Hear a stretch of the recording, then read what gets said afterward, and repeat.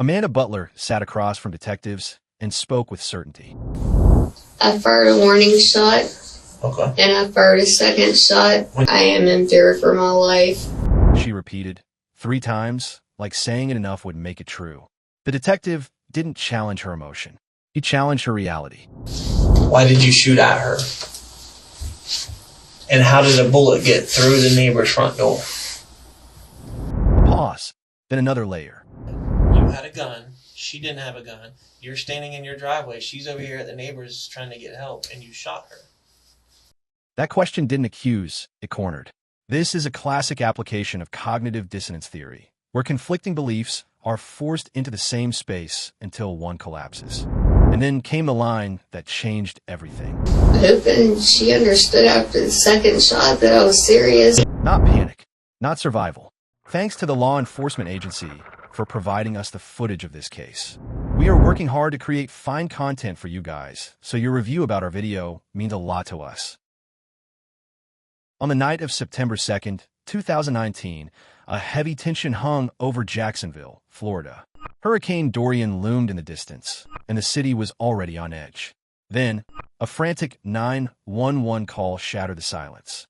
911, what's location of your emergency? I don't know. I have 2 small kids. We didn't open the door. Okay, it's okay. Don't open the door if you don't feel safe. Okay? Don't open the door, babe. Okay, what is it? Do you hear any crying or screaming or anything? No. It was a bad night, but my wife, she cut me and ran out into the neighborhood and...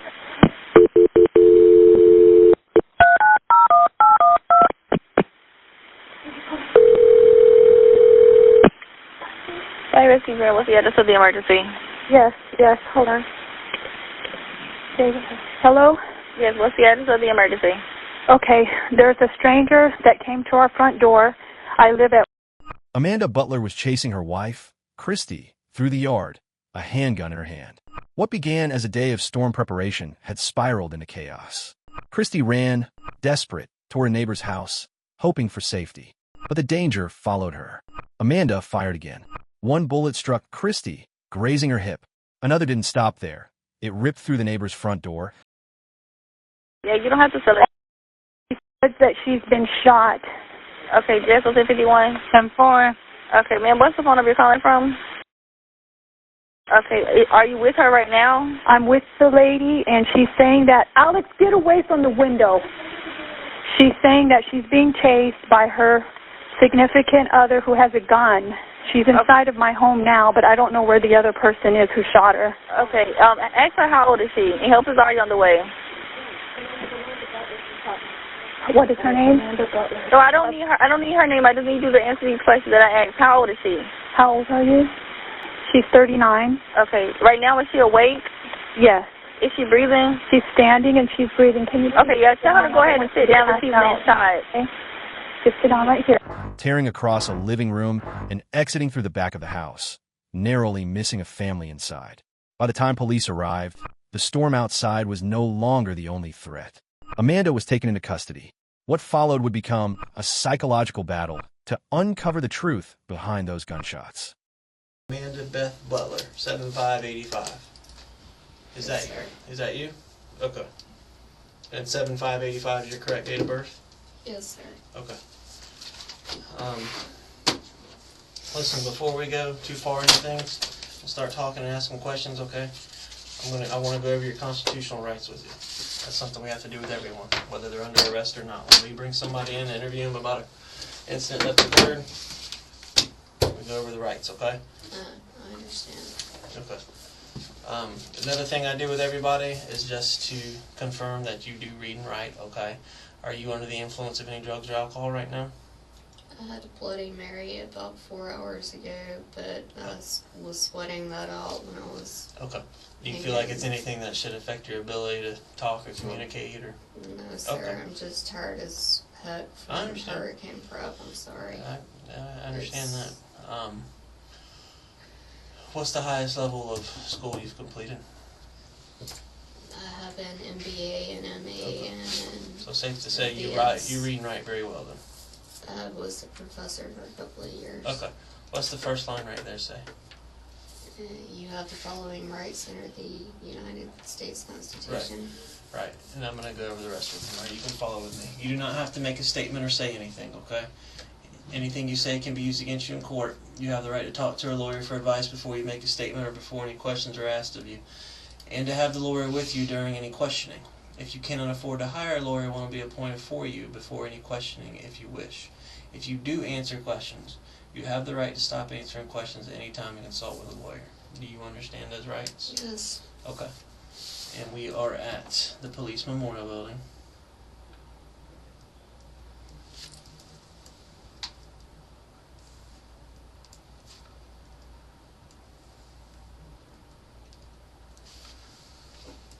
Which is 501 East Bay Street. The detective begins by taking control of the environment in a way that feels administrative rather than aggressive. He confirms Amanda's identity, education, sobriety, and understanding of her rights before moving into the facts of the case. This reflects self-perception theory, which suggests that people infer their own attitudes and roles from their behavior. By having Amanda repeatedly confirm that she understands what is happening, the detective subtly increases the pressure for her later statements to appear deliberate and consistent. Get, Well, why do you say that? That's what we're asking you. I work 17, 18-hour days in my field. And it's hard for me to have to pay all of the bills and then come home and do everything at the house and take care of the dogs. And Alright, so did you guys have an argument then when she woke up at 4 p.m.? How were you towards her when she woke up? We're at the point where we don't speak. I can't say, Okay. how was your day? Has this been an ongoing thing? Yes, okay. It's been going on for months, and I asked for a divorce in February, and she. But something happened today between you. Y'all spoke at some point. I mean, you had to speak because something happened. Okay, Yeah, a lot happened. We did. She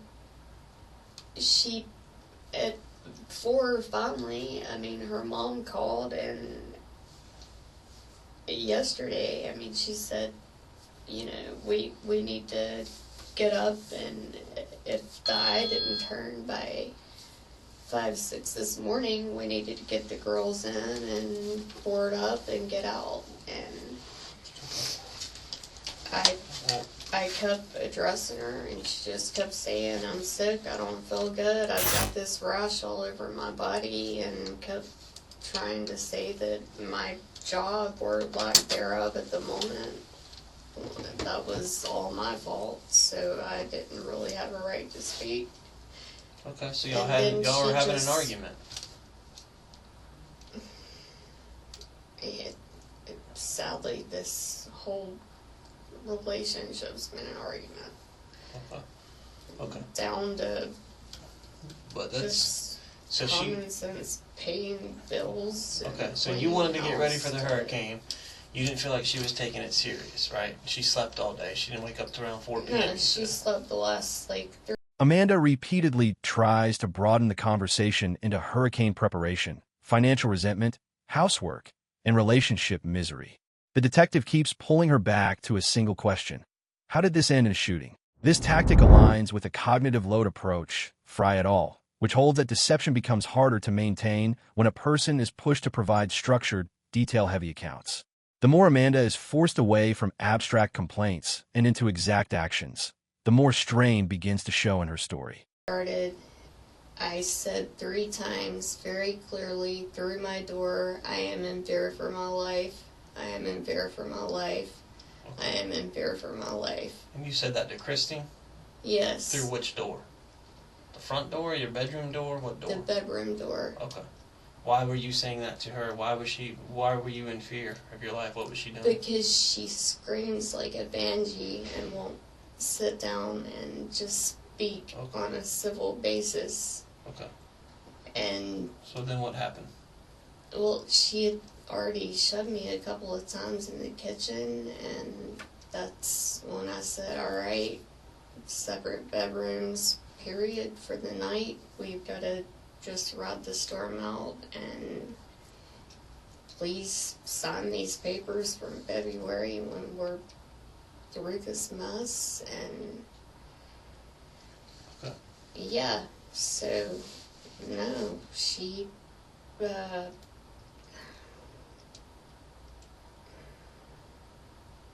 I shouldn't have touched her, but she did a doozy on me. Okay. When did you pull a gun out tonight? Did you hold a gun? Did you use a gun at all tonight? I pulled a gun and told her to get the hell out of my house. Okay. At what point did you do that in the argument? Before or after you went to separate bedrooms? I mean, after she kind of went nuts here. Okay. Which gun did you pull out? The Glock. Okay. Black Glock? Okay. Did you ever point it at her? Did you just show it to her? I mean, what happened with the gun? I had it in the small of my bag. Okay. The detective does not begin with, "You try to murder your wife."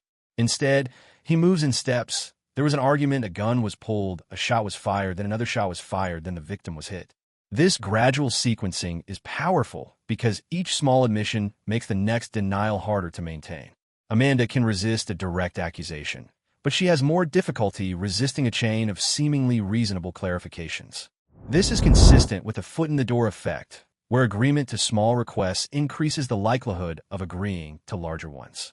By the time Amanda admits to firing 2 shots, the detective has already led her past the point where complete denial is psychologically sustainable. Another casing. Explain to me how a bullet hole got in your neighbor's front door. Because we ended up running across the driveway almost over into the neighbor's yard. Okay, but if you're running outside the house, then you could have run away from her. So did you shoot at her outside? I mean, how are you shooting into the neighbor's house if you're running down the street, like they're running away? You would have had to shoot at her while she's running towards the neighbor's door. I mean, the bullet went all the way through their front door. Did you ever shoot at her? I mean, was she shooting at you? You got to help me understand what happened. I'm asking these questions because I don't know. So, out of the front door, she's still yelling and screaming and doing her number. And here's my driveway. So, I mean, you've got about 6 feet. And then there's maybe a 12-foot gap of grass between perhaps. The 2 houses? Yeah, between the 2 houses. And she's still in attack mode, and Okay, but so this is your house, you just said over here. This is a neighbor's house, and you said 12 foot of grass right here. yes, If she's over here and you're way over here, why are you shooting at her? Is what I'm trying to figure out. because she's threatening my life, my safety, my family. Can I ask, how many phones do you guys have in the house, do you think, overall, between you and her? 3. 3. At what point did I called when I got back inside, and my blood started bleeding really bad. Right, but when she... One of the detective's strongest tactics is to move away from emotion and into geometry. The casing in the driveway, the bullet through the neighbor's door, the 12 feet of grass between houses, the victim's location near the neighbor's home. This traps Amanda because her verbal framing of fear and chaos has to survive contact with measurable facts. The tactic works through reality monitoring theory, which distinguishes between real memories and constructed accounts. Genuine recollections usually fit sensory and spatial reality more naturally, while fabricated or edited narratives often become vague or internally inconsistent when tested against physical evidence. That's what's... So you're saying Christy cut you up like that? Yeah, well... Was that before... Part of this is a bush, and Okay. the girl, but no, I mean, the stab wounds, it Was that honestly needs stitches. Was that before or after you fired the warning shot? No, outside? this was before. She cut you up before? Yeah, and I needed to get her out. Okay. So why didn't you fire a warning shot or shoot at her then when she was cutting you up? You said you had a gun on you already. So why didn't you use the gun to stop her from cutting you if you had the gun on you already? Because that's a last resort. Well, I understand that, but if she's And cutting you up... You said you fired a warning shot because she was yelling and screaming. Obviously, cutting you is more severe than yelling and screaming, so that would have been the time to probably... Well, she's yelled and screamed for months, Okay. so I took physically what I could, but I made a vow to protect and Okay. honor and... Amanda, listen to me, okay? You're not being honest with me. Okay. I think there might be some truth in what you're saying, but you're trying to give me a different version of the story than I already know happened, okay, Amanda? Just, you gotta be straight with me, okay? You're a smart person. I can tell that. I saw the degrees in your house. I saw your MBA, and I saw your other master's degree. You're smart, okay? So you know that what you're saying doesn't add up. I don't have anything to hide. The detective explicitly tells Amanda that she is smart, educated, and accomplished. On the surface, this sounds respectful. In practice, it is a strategic ego appeal. He is not complimenting her for kindness. He is boxing her into a standard of rational consistency. This tactic reflects impression management theory. People try to maintain a stable identity in social situations, and Amanda clearly wants to be seen as articulate, competent, and intellectually superior. When she was yelling and screaming outside, do you think you could have stopped and called 911? Well, I was outside too, and I've had to call 911 before, and it took 42 minutes for somebody to show up, so... I mean... So you didn't call... until you went back into the house at the end? Yes. Okay. So what can I do to try to explain this? I've never done this before. Well, Amanda, here's what I'm asking you, okay? Your house is over here, like you just said. And you said there's about 12 foot of grass. I don't know, but that's what you said, between your house and your neighbor's house, okay? You said Christy's over here at your neighbor's house. You're over here at your house. Why did you shoot at her if she's all the way over there? Why did you shoot at her? And how did a bullet get through the neighbor's front door? Through the front door, honestly, I have no damn clue. Okay. Did you shoot a gun at Christy? Yes. Okay. How many times did you shoot the gun? I fired a warning shot. Okay. And I fired a second shot. When you say you fired a warning shot, what does that mean? Like you fired up into the air, you fired out down at her feet? Like, what do you mean? No, like up in the air. Okay. Like, where was that just when you shot that go one? Where away. were you? I mean, that was... Amanda keeps changing the frame. First she is overwhelmed, then endangered, then defensive, then merely firing a warning shot, then try to make Christy understand she was serious.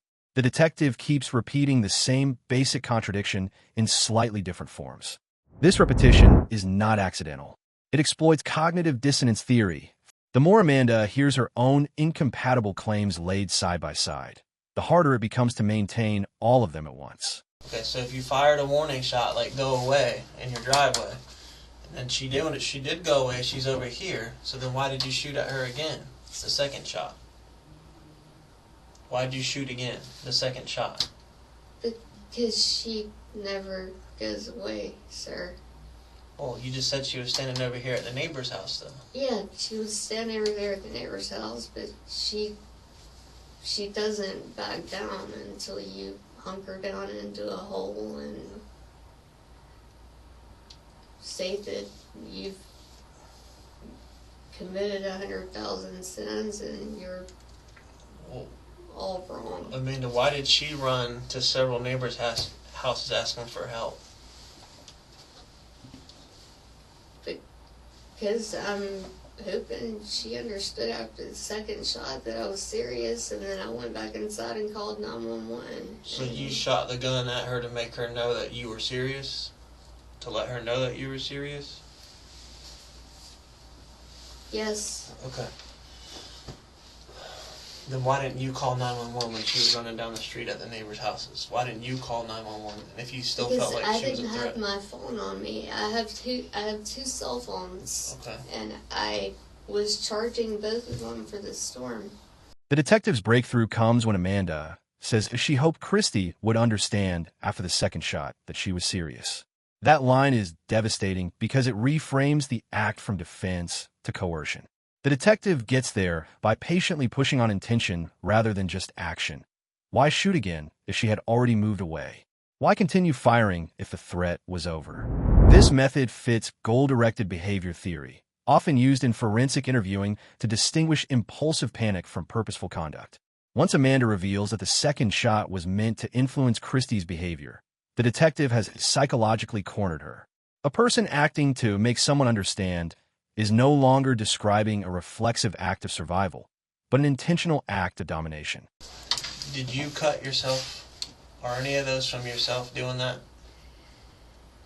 With the pizza knife, did you get really upset maybe that you did something really bad that you shouldn't have done? You were super upset and maybe you freaked out a little bit? No, but I ran into Hornet's Nest, Girls, a fence. You did what? Say that again? Hornet's Nest, fence, grills. I'm moving Amanda. and patching all of these windows and stuff. Amanda. You're smart, okay? I'm pretty smart too. I like to think I am anyway. And we both know when there's a lie being told. You're telling me a lie right now. Some of the stuff you're telling is a lie, okay? Be honest with me. Did you cut yourself with that pizza knife? Because you were scared and you were freaking out after you shot Christy? I'm unemployed and I can't afford plastic surgery, so no. Okay, so all those cuts came from Christy? No, all of these cuts did not come from Christy. Okay, but some of them came from Christy is what you're saying. Some of them, and the bruising, I didn't do that. No, I mean, no. Okay. But you didn't shoot Christy when you were in the house and she was cutting you. You waited till she got outside down at a neighbor's house to shoot her. Amanda tries to use her cuts and bruises as visual proof that she was the one under attack. The detective does not accept that symbolism at face value. Instead, he questions when the injuries happened, whether some were self-inflicted, and why she did not fire when the alleged cutting actually occurred if that was the real life-threatening moment. This is a sophisticated tactic because it breaks the emotional power of visible wounds and forces them back into chronology. The theory beneath it is attribution theory. Amanda wants investigators to attribute her injuries to victimhood and her shooting to necessity. The detective challenges those causal interpretations and invites a different attribution, that the injuries may be exaggerated, staged, or unrelated to the final shooting decision. Is she still a threat to you if you're at your house and she's down at the neighbor's house running away from you? Is she a threat to you then? I wouldn't say she was running away. Well, if she's here and you're here, why shoot at her? My dogs. What do your dogs have anything to do with it? Because I don't want to kill one of my animals if I do some kind of shot to the ground or to the ceiling. I mean, they're freaking out. They're two little Yorkies. And Well, what about the shot through the neighbor's front door? You know your neighbor had 2 young kids in the house sleeping when that shot went through their front door. No, I did not know. Well, they did. Did you shoot at Christy while she was in front of their house? With the adrenaline, it's possible, yes. Okay. Which gun were you shooting at Christy? The Glock. Glock, okay. The one that I left on the counter for you guys after I called 911. Did Christy have a gun when you were shooting at her?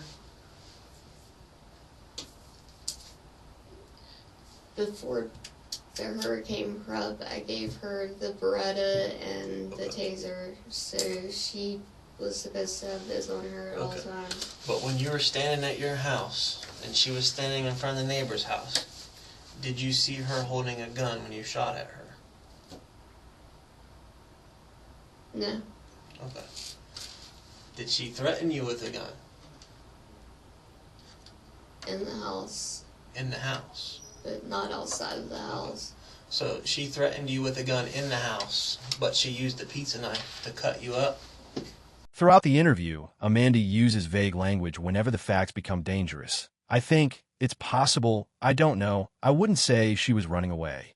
The detective responds by tightening the language and demanding concrete positions, concrete actions, and concrete observations. Was Christy holding a gun outside? No. Did you see a weapon in her hand when you fired? No. Did you fire 2 shots? Yes. This technique reflects uncertainty reduction theory, Berger and Calabrese, 1975. In high-stakes interaction, one person can gain control by systematically reducing ambiguity while the other relies on it. Amanda needs uncertainty to preserve options. The detective eliminates that refuge one narrow question at a time. Did you shoot at Christy when she was in front of the neighbor's house? Do you know where we found the casing for the second shot? It was on the neighbor's front porch, which means you didn't shoot from over here. You shot Christy from in front of the neighbor's house. I understand ballistics. I understand. But what you're saying doesn't match up to the ballistics. If you're saying you understand it, then it doesn't match up, right? I get that, but I never would have walked up to the front door of my neighbor's house and. But the facts and evidence say that that's what happened. So did somebody else do it? That's what I'm asking. No, I'm not saying that either. I'm saying after you go through a hell of a fight, But it's now she's like over a here. You said bad karate tournament. if you went through that fight, you said she's over here now at the neighbor's house, so you could have stayed home and called 911. Why did you shoot after her? Why did you go after her and shoot her? Why not call 911? Why not ask for help here? You didn't have to leave home. She left home. You said she left home and ran down the street. Because you said she was all the way over here at the neighbor's house. And you shot at the second shot at her. I had to make her, and she likes to play. The detective repeatedly introduces the shell casing on the porch, the bullet hole through the neighbor's door, and the ballistic mismatch between Amanda's story and the scene. He does not merely accuse her of lying. He lets the evidence quietly outrank her version. This works because a suspect can argue with a person, but it is much harder to argue with physical facts that do not bend under pressure. The underlying principle is the strategic use of evidence framework, Hartwig et al., which shows that interviewers can increase contradictions by withholding or gradually deploying evidence rather than laying everything out at once.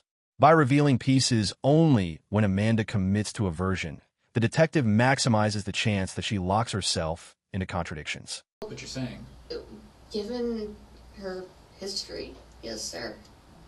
Okay, but you had a gun, correct? Yes. Okay. And you know how to use a gun, correct? Yes. Okay. So why would you be in more fear of her at that point if she's not armed and you are armed and she's fleeing from you? She's moving away from you. Because she never flees. Okay. It sounds like you were pretty upset when all this was happening. I mean, you were obviously upset. She pushed all the right buttons today? I mean... No, it's... she's been threatening me physically, emotionally, financially for months. Well, why stay? I filed papers in February. She won't sign them. I mean, you can log into my email right now. Who's better off financially? Who has the better job and makes more money? Me. Okay. So, I mean, so why not go? I've been trying. I was making $300K in cybersecurity. I mean, basically, it was a bot mitigation tool, so for like banks and. I got you. No, I understand. That's what I'm saying. If you had a good job, you make the money. And as she said, she's a high school teacher. You have a really good job. You make a lot of money. You could have left. Just like tonight, you could have left. Amanda repeatedly shifts from what Christy actually did to what Christy could have done. She could have grabbed a shovel, could have grabbed rebar, could have come back, could have kept threatening her. The detective methodically cuts through that by asking what Christy actually had in her hands at the moment of the shooting. That is a very deliberate psychological move. It blocks the suspect from using imagined future danger to justify present violence. This aligns with prospect theory, Kahneman and Tversky, 1979, in a forensic sense. Under stress, people overweight perceived losses and worst-case outcomes. The detective counters that bias by forcing Amanda away from imagined catastrophe and back toward observable reality. You have a really good job. You make a lot of money. You could have left. Just like tonight, you could have left. Do you understand? Do you still think, or in your mind, Amanda, is it self-defense for you to shoot someone who's not armed, who's moving away from you? Do you call that self-defense? Do you believe that's self-defense? When you have the gun, she doesn't. She doesn't have a gun. You said she didn't have anything. Can we agree? Do you agree with me if I say that is not self-defense? Do you agree with that statement?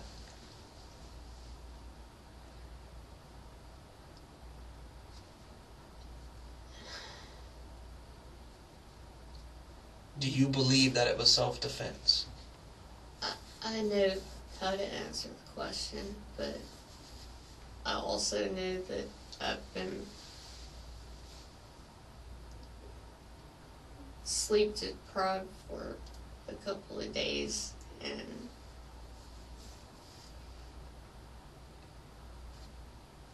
I don't know how I need to answer it. You don't know how you need to answer it?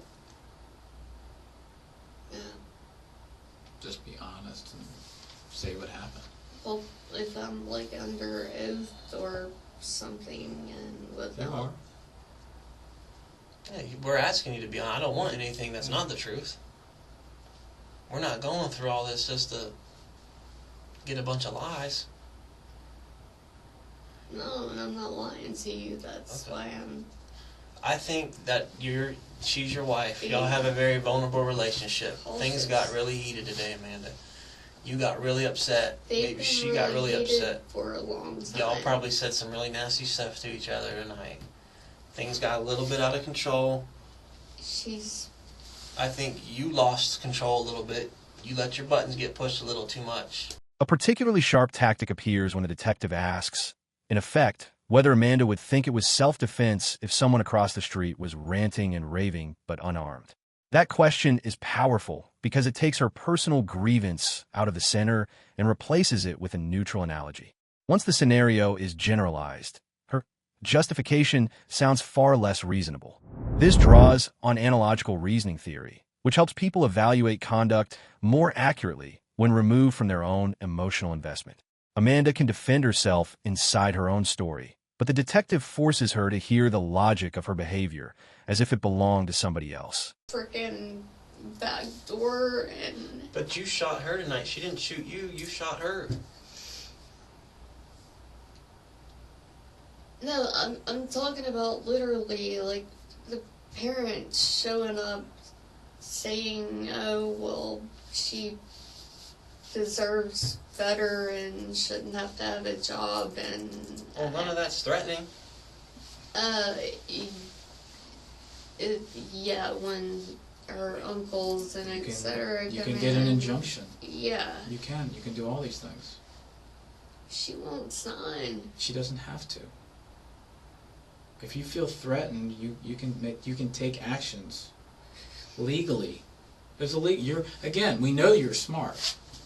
Okay? I mean, and then yeah, I'm a dumbass with this. I was engaged several times and took you the know back enough. seat, and now she's a gold digger. Amanda, but none of that is justification to shoot her. Okay?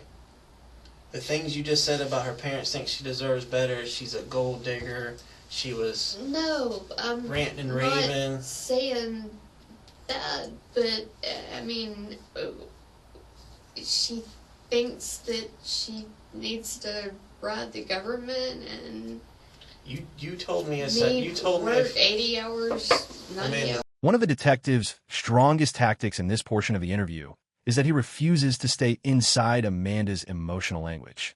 She wants to talk about betrayal, exhaustion, intimidation, and long-term abuse, but he keeps dragging the conversation back to where people were standing, where shell casings landed, and what direction the bullet traveled.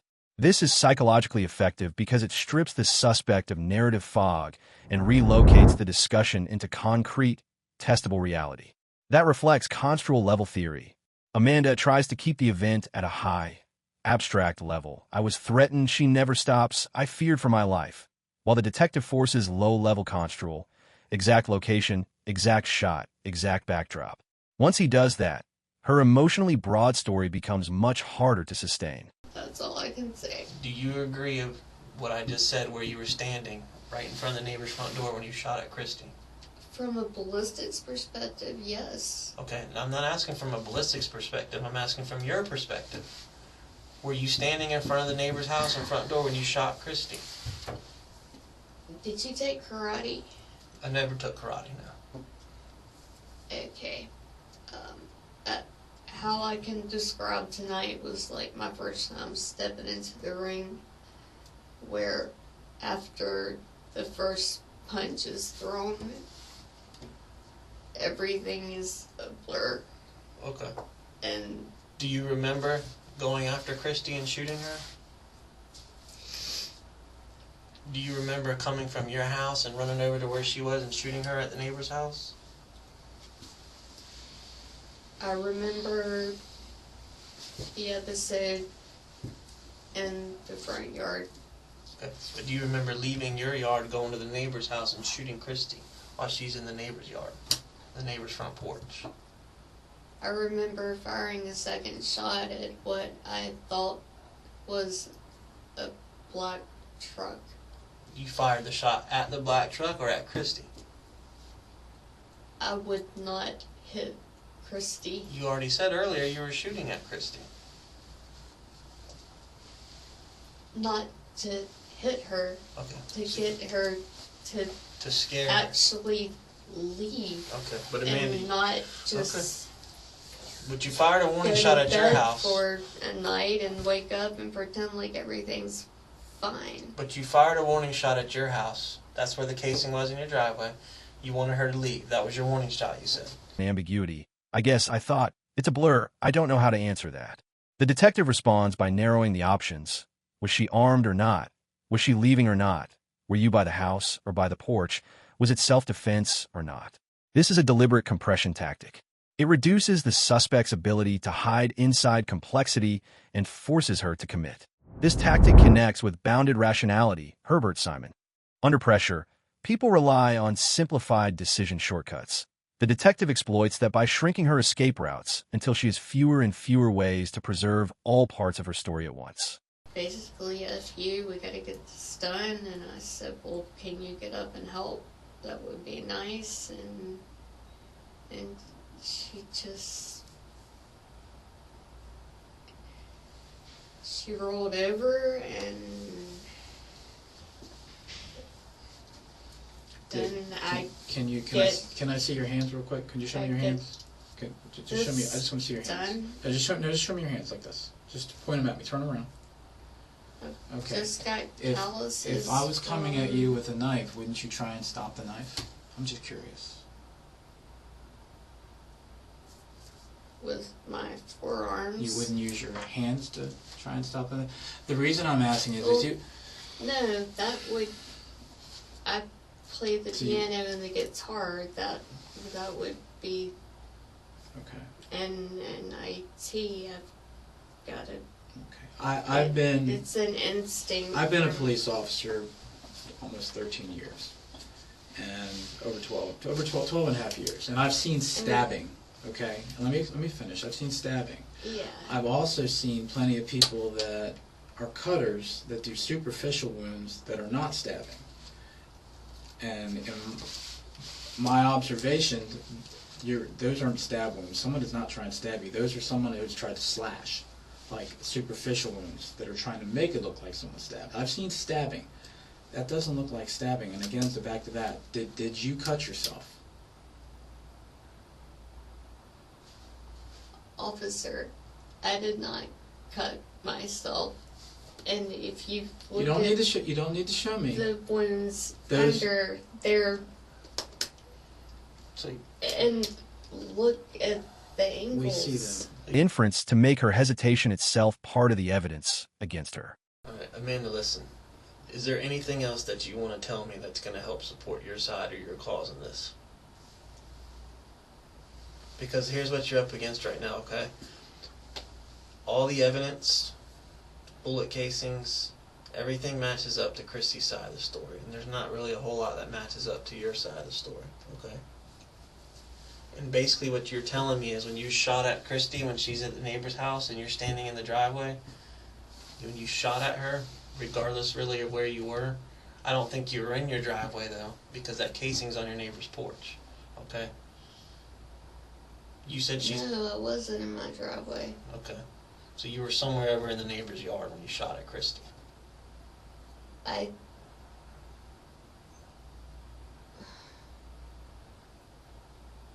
You went after Ballistics or ballistics? her. You went after her and shot her. I'm not going to argue with ballistics. Okay. Well, that's what it shows. Alright. Okay. So you're going to be charged tonight. Okay. So that's your wife, so you guys in a domestic partnership, so it's aggravated battery, it's a domestic, Remain consistent with it. The detective exploits that pressure by stacking her own claims until they begin contradicting each other. Wasn't allowed to go back into taking... Amanda, what do you need time to think about it for? You know what happened, you were there, all you gotta do is answer the questions. There's nothing to think about, a process. All I'm asking you is what happened. You were there, so you know. I've been up for 48 hours doing storm stuff and...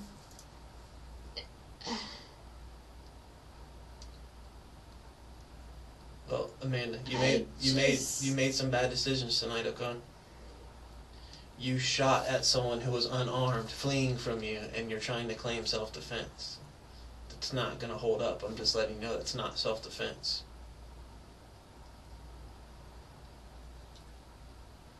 That's not what I'm trying to say, and if that's the message that's coming across... Well, you said that she was threatening you and ranting and raving, and why else would you shoot her if it wasn't self-defense then? Why did you shoot her?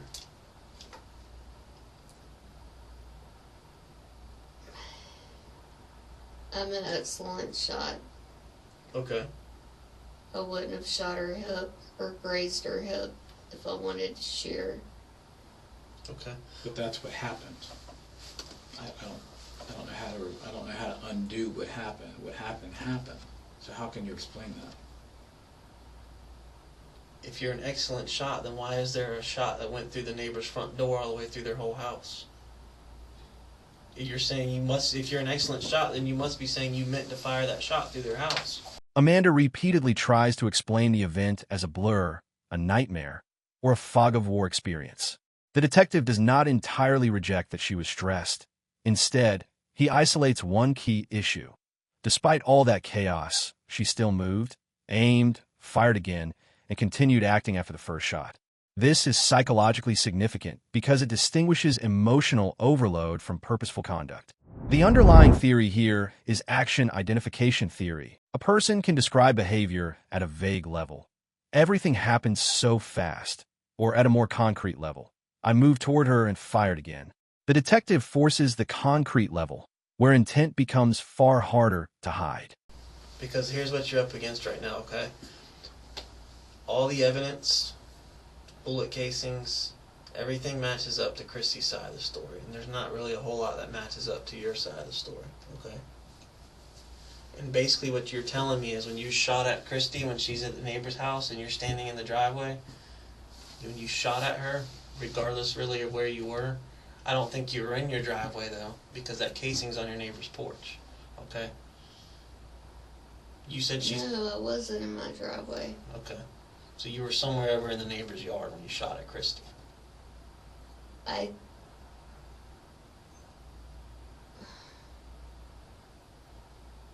You went after Ballistics or ballistics? You went after her and shot her. I'm not going to argue with ballistics. Okay, well that's what it shows. Alright. Okay. So you're going to be charged tonight. Okay. So that's your wife, so you guys in a domestic partnership, so it's aggravated battery, it's a domestic, it's a domestic aggravated battery. And then you're gonna have multiple counts of shooting into an occupied dwelling too. There was an entire family in that house that bullet went through the front door of. That bullet went through the front door, skipped off their floor, through a couch, through the back wall, all the way through the house. Why? The detective repeatedly signals that the evidence already lines up, Christie's story already matches, and Amanda's version is failing. He does this calmly, not theatrically. That calmness matters because it creates a sense of inevitability without giving Amanda an emotional fight she can push against. The psychological basis is expectation states theory. Once one side in an interaction is positioned as the one aligned with competence, evidence, and procedural authority, the other side's ability to define reality shrinks. Amanda is no longer speaking as an equal narrator. She is speaking from a losing position, and the detective keeps reinforcing that status imbalance. Sit back down. Can I have a piece of paper and a pen and try to draw out a timeline? Amanda, you already asked for your attorney, alright? So we're not gonna go any further, okay? Well, Once you've asked for an attorney, we talked for a long time, okay? There's not much else that can be said at this point. I want to draw out a timeline. Well, listen, that's something you can discuss with your attorney, okay? You've asked for your attorney now. You can discuss anything here on out with your attorney, okay? If your attorney deems that appropriate, then he'll discuss it with you, okay? But I'm not an attorney, so I can't give you legal advice, okay? But you have asked for your attorney. That's on record. So I'm not gonna ask you any more questions or speak to you about it anymore, okay? You'll discuss things with your attorney from here on out. I know you're upset. I know this has been a terrible night for you, okay? But it is what it is. We can't go back in time, okay? So how does this work? You're gonna be placed under arrest, okay? You're gonna probably have to go to Shands Hospital for your injuries. So you'll probably be absentee booked at the jail, or the officer will book you into the jail and then take you to Shands, okay? I can't go home with my dogs in the hurricane. No, ma'am. Okay, you're under arrest, Amanda, okay? So it's in the hands of the courts, okay? From here on out. He's gonna put you back in the handcuffs, though, okay? So you just stand up. Stand up, face the wall. Don't take it out on him. He's No, I'm not. I'm just asking, can I have 5 more minutes with you? Amanda, you've already asked for your attorney, okay? So we can't talk anymore about it.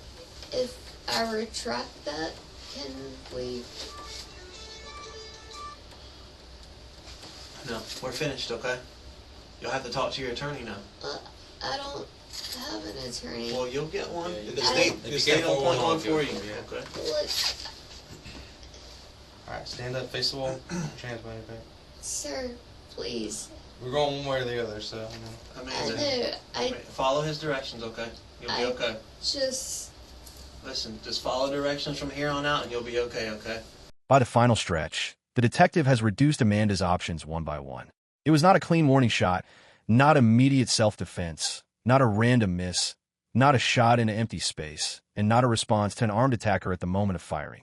Once those possibilities are removed, the remaining explanation points toward anger, control, and escalation. This is psychologically effective because people often confess partially when all innocent interpretations have been exhausted. The theory that best fits here is elimination by aspects. Tversky, the detective, keeps removing one possible aspect of justification after another until Amanda is left with a version that increasingly resembles intent rather than fear. Amanda Butler was sentenced to 30 years in Florida State Prison on June 22, 2022, after being found guilty of attempted first-degree murder, shooting/throwing deadly missiles, and domestic aggravated assault in the shooting of her wife. The sentence was imposed by Judge London Kite, according to the 4th Judicial Circuit State Attorney's Office. Legally, that sentence makes sense in light of the evidence described in the case. Prosecutors proved not only that Butler shot her wife, but also that one of the rounds traveled through an occupied neighboring home, creating additional danger beyond the intended victim. That's significantly worse in the case because it supported separate felony liability tied to firing into an occupied dwelling.